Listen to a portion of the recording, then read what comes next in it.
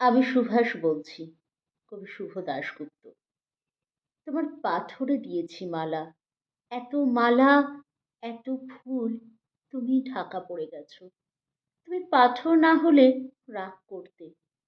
56 বছর আগের এক মধ্যরাতে এলগিন রোডের 3 তলার ঘরে আলো জ্বলছিল। চাদর গায়ে এক ছায়ামূর্তি পায়চারি করছিল অবিরাম। বাইরের রাস্তায় ইংরেজ পুলিশের চর সতর্ক সজাগ চোখে দেখছিল। তার সব সতর্কতাকে বুদ্ধ বানিয়ে তুমি তখন অন্ধকার চিরে ছুটে চলেছ আলোর পথে। দেশের মানুষ, কাক, পক্ষী কেউ টের পায়নি। তুমি চলে যাবার পর 56টা শীত, বর্ষা, গ্রীষ্ম উধাও, তুমিও। সেই থেকে প্রত্যেক জানুয়ারিতে পৃথিবীর এপাড়া ওপাড়া সব মাটিতে তোমার অনশ্বর পায়ের ছাপ, সব রাইফেলে তোমার বুকের বারুদ, সব কুচকাওয়াজে তোমার স্বপ্নের ছন্দ। পরশ পাথরের মতো স্বাধীনতাকে খুঁজেছে তোমার অন্তরের লুকিয়ে থাকা খেপা।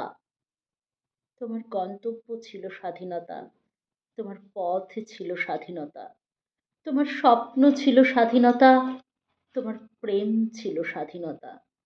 তুমি রক্ত চেয়েছিলে স্বাধীনতার জন্য, তুমি তাই পাথর। যারা স্বাধীনতার আড়ালে চেয়েছিল গদি, চেয়েছিল সিংহাসন, ইংরেজদের ছেড়ে যাওয়া লুটের রাজ্যপাট, তারা রইল সুখে। ভারতবর্ষের টাকায় তাদের সুখ, তোমার নয়। ভারতবর্ষের অফিসে আদালতে তাদের ছবি, তোমার নয়। ভারতবর্ষের সংবিধানে তাদের সই সাবুত, তোমার নয়। ইংরেজ গরিব মানুষকে পায়ের নিচে রাখত, আমরা বড়লোকদের মাথায় করে রেখেছি। স্মাগলার কিংবা ডাকাতকে জোর হাতে সভাপতির আসনে আহ্বান করেছি। ইংরেজ দেশের ধন সম্পত্তি লুট করত, আমরা দেশটাকেই বেচে দিচ্ছি। ইংরেজ দিয়েছে চাবুক, লাঠি, গুলি, আমরা দিয়েছি মস্তান, মাফিয়া, নেতা আর বুলি। ইংরেজ দিয়েছে কালাপানি, সেলুলার জেল, আমরা দিয়েছি টিভিতে সুপারহিট মোকাবিলা আর আইনসভায় আয়ারাম গয়ারামের খেল। 56 বছর আগের এক মধ্যরাতে পরাধীন এই দেশ ছেড়ে তুমি চলে গিয়েছিলে স্বাধীন এক স্বদেশে ফিরে আসার স্বপ্ন নিয়ে। তুমি ফিরে আসনি, স্বাধীনতা এসেছে।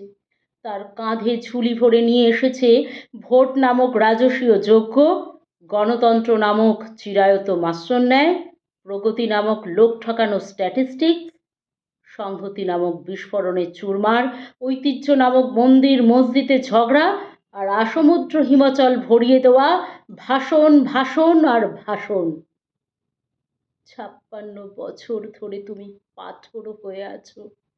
56 বছর ধরে ভারতবর্ষ অধীর অপেক্ষায় কান পেতে আছে। ইথার তরঙ্গে কবে হঠাৎ শোনা যাবে স্বাধীনতার নিজস্ব কণ্ঠস্বর।